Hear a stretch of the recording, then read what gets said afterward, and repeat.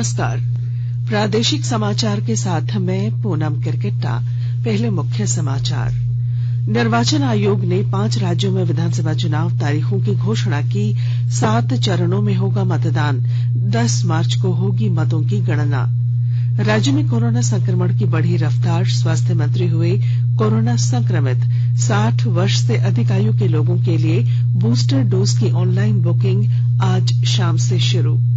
भारतीय महिला junior hockey team के राष्ट्रीय कैंप के लिए सिमडेगा की 6 हॉकी खिलाड़ियों का हुआ चयन। बेंगलुरु में 17 जनवरी से शुरू होगा प्रशिक्षण। और मौसम विभाग ने 9 और 10 जनवरी को राज्य के 5 जिलों के लिए जारी किया येलो अलर्ट। तापमान में होगी गिरावट, बढ़ेगी ठंड। और समाचारों में आगे बढ़ने से पहले जरूरी संदेश।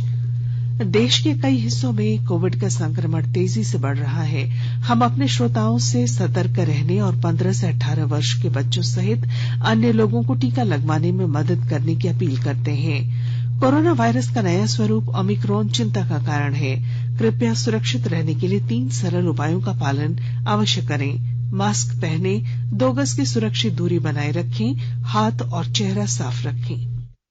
कोविड से संबंधित कोई भी जानकारी और मार्गदर्शन के लिए आप राष्ट्रीय हेल्पलाइन नंबर 0112397846 और 1075 पर संपर्क करें। इसके अलावा राज्य हेल्पलाइन नंबर 104 डायल कर समस्या का त्वरित समाधान लिया जा सकता है। महिला और बाल विकास मंत्रालय की चाइल्ड हेल्पलाइन है 1098। वरिष्ठ नागरिकों के लिए हेल्पलाइन 14567। मनोवैज्ञानिक सहायता के लिए निमहांस का नंबर है 0804611007। आयुष कोविड परामर्श हेल्पलाइन नंबर है 14443 और MyGov WhatsApp help desk number 9013151515 पर व्हाट्सएप मैसेज भेजकर टीके का प्रमाण पत्र यथाशीघ्र डाउनलोड किया जा सकता है। निर्वाचन आयोग ने आज 5 राज्यों गोवा, पंजाब, मणिपुर, उत्तराखंड और उत्तर प्रदेश में विधानसभा चुनावों की घोषणा कर दी है। मुख्य निर्वाचन आयुक्त सुशील चंद्रा ने नई दिल्ली में चुनाव कार्यक्रमों की घोषणा करते हुए कहा कि उत्तर प्रदेश में 10 फरवरी से 7 मार्च तक 7 चरणों में, पंजाब, उत्तराखंड और गोवा में 14 फरवरी को 1 चरण में, मणिपुर में 27 फरवरी और 3 मार्च को 2 चरणों में चुनाव कराया जाएगा। वहीं मतगणना 10 मार्च को होगी। 5 राज्यों के विधानसभा की कुल 690 विधानसभा सीटों पर मतदान कराया जाएगा। 5 राज्यों की विधानसभाओं के चुनावों में कुल 18 करोड़ 34 लाख मतदाता हैं, जिनमें से 8 करोड़ 55 लाख महिलाएं हैं। सभी राज्यों में 24,09,000 नए मतदाता बने हैं। श्री चंद्रा ने कहा कि पिछले 2 साल से कोविड के कारण चुनाव संचालन में कठिनाइयां आ रही हैं। उन्होंने कहा कि कोविड मामले बढ़ने के मद्देनजर निर्वाचन आयोग ने केंद्रीय स्वास्थ्य और गृह सचिव के साथ विशेषज्ञों और राज्यों के स्वास्थ्य सचिवों के साथ बैठक की। आयोग ने कोविड-19 के सुरक्षा मानकों को ध्यान में रखते हुए चुनाव की घोषणा करने का फैसला किया है। श्री चंद्रा ने कहा कि सभी मतदान केंद्रों पर कोविड से बचाव के व्यापक प्रबंध किए जाएंगे। इसके साथ ही सभी चुनाव अधिकारियों और कर्मचारियों को अग्रिम पंक्ति के योद्धा के समान समझा जाएगा और उन्हें कोविड का एहतियाती टीका दिया जाएगा। श्री चंद्रा ने बताया कि कोरोना के बढ़ते संक्रमण को देखते हुए 15 जनवरी तक किसी प्रकार की चुनावी रैली, रोड शो, पदयात्रा, साइकिल या बाइक रैली और किसी भी जुलूस की अनुमति नहीं होगी। झारखंड में कोरोना संक्रमण की रफ्तार बढ़ती जा रही है। इसकी चपेट में हजारों लोग हर रोज आ रहे हैं। राज्य के स्वास्थ्य मंत्री बन्ना गुप्ता भी कोरोना संक्रमित हो गए हैं। श्री गुप्ता ने सोशल मीडिया, ट्विटर पर जानकारी दी और लोगों से अपील की कि जो भी उनके संपर्क में आए हैं वे अपना कोरोना टेस्ट जरूर करवाएं। राज्य में पिछले 24 घंटों के दौरान कोरोना संक्रमण के 3,825 नए मामले सामने आए हैं। वहीं कोविड-19 से 800 लोग स्वस्थ हुए हैं। इस दौरान 8 संक्रमितों की मौत भी हुई है। पूरे राज्य में कोविड-19 के सक्रिय मामलों की कुल संख्या बढ़कर 17,206 हो गई है, जबकि स्वस्थ होने की दर घटकर 93.33% पर आ गई है। स्वास्थ्य कर्मियों, अग्रिम पंक्ति के कार्यकर्ताओं और अन्य रोगों से ग्रस्त 60 वर्ष से ऊपर के लोगों को 10 जनवरी से लगाई जाने वाली बूस्टर डोज के लिए ऑनलाइन अपॉइंटमेंट की सुविधा आज शाम से शुरू हो जाएगी। सरकार ने कहा है कि कोविड टीके की दोनों डोज लगवा चुके ये लोग एहतियाती डोज के लिए अपॉइंटमेंट ले सकते हैं या किसी भी कोविड टीकाकरण केंद्र पर सीधे जा सकते हैं। केंद्र सरकार ने कच्चा प्याज और सेंधा नमक के सेवन से कोविड संक्रमण के इलाज की खबरों का खंडन किया है। सोशल मीडिया पर इस आशय के समाचार चल रहे हैं। एक ट्वीट में पत्र सूचना कार्यालय पीआईबी ने कहा है कि इस दावे के समर्थन में कोई वैज्ञानिक सबूत नहीं है। लोहरदगा जिले में उपायुक्त दिलीप कुमार टोप्पो ने कुड़ू प्रखंड के चिरी स्थित पीएसए ऑक्सीजन प्लांट और ऑक्सीजन युक्त 30 बेड कोविड हेल्थ सेंटर का उद्घाटन किया। इस दौरान पीएसए ऑक्सीजन प्लांट का पूर्वाभ्यास भी किया गया। मौके पर उपायुक्त ने कहा कि कोविड-19 और नए प्रारूप ओमिक्रॉन से लड़ने के लिए जिला प्रशासन ने पूरी तैयारी कर ली है। उन्होंने कहा कि सदर अस्पताल में भी पीएसए ऑक्सीजन प्लांट का काम चल रहा है। वहीं अस्पताल परिसर के लिए 200 केवीए का ट्रांसफार्मर लगाया गया है। इधर जिले में कोरोना संक्रमण लगातार बढ़ता जा रहा है। आज लोहरदगा में 67 कोरोना संक्रमित पाए गए, जिससे कोरोना संक्रमितों की कुल संख्या 224 हो गई। जिला प्रशासन संक्रमण के प्रसार को रोकने के लिए जगह जगह पर मास्क चेकिंग अभियान चला रहा है। अमृत महोत्सव के तहत आकाशवाणी के साप्ताहिक क्विज में आइए आप भी शामिल हों। आजादी के 75 वर्षों का पर्व अमृत महोत्सव प्रत्येक बुधवार शाम 7 बजे प्रसारित होने वाले प्रादेशिक समाचार के दौरान पूछे गए प्रश्न का सही उत्तर देने वाले एक प्रतिभागी इनाम का हकदार होगा। इसके लिए सुनते रहें आकाशवाणी रांची का प्रसारण।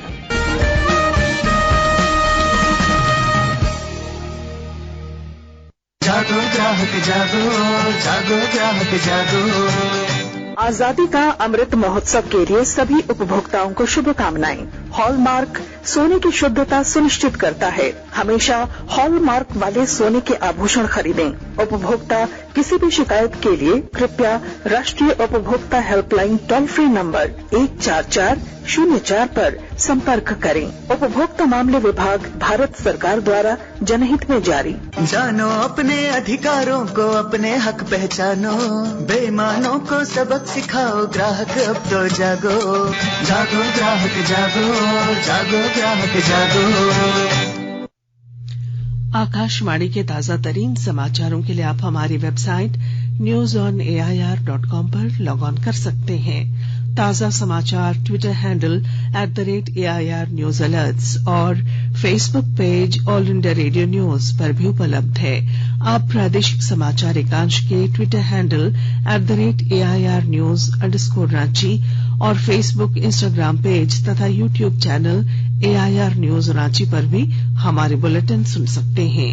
प्रादेशिक समाचार आप आकाशवाणी रांची से सुन रहे हैं और अब पेश है कोरोना से बचाव के कुछ संदेश।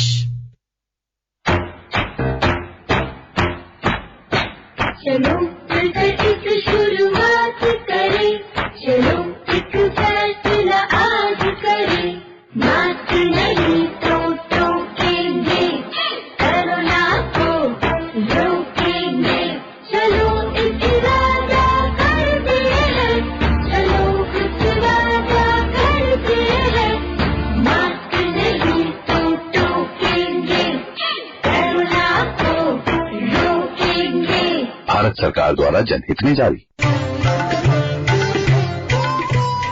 कोविड-19 से बचाव और सुरक्षित रहने के 3 उपाय। मास्क लगाएं, 2 गज दूरी है जरूरी, सुरक्षित दूरी रखें, हाथ और मुंह साफ रखें।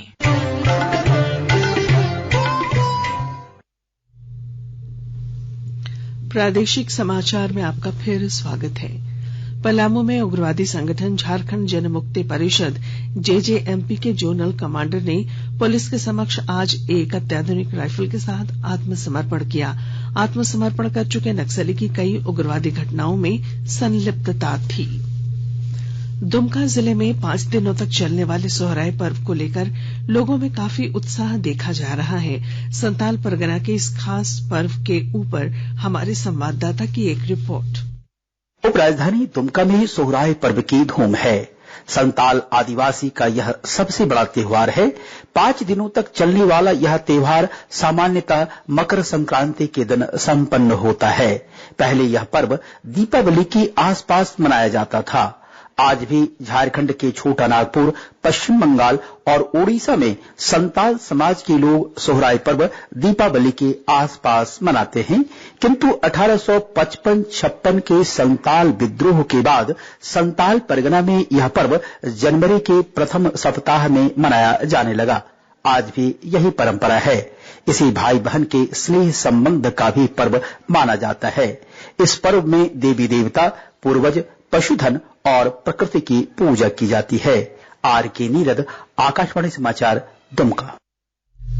आदिवासी कल्याण सह परिवहन मंत्री चंपाई सोरेन ने सरायकेला खरसावां जिले के सदर अस्पताल में 48 लाख से बनने वाली 6 बेड वाले आईसीयू और 55 लाख से बनने वाले लिफ्ट का शिलान्यास किया।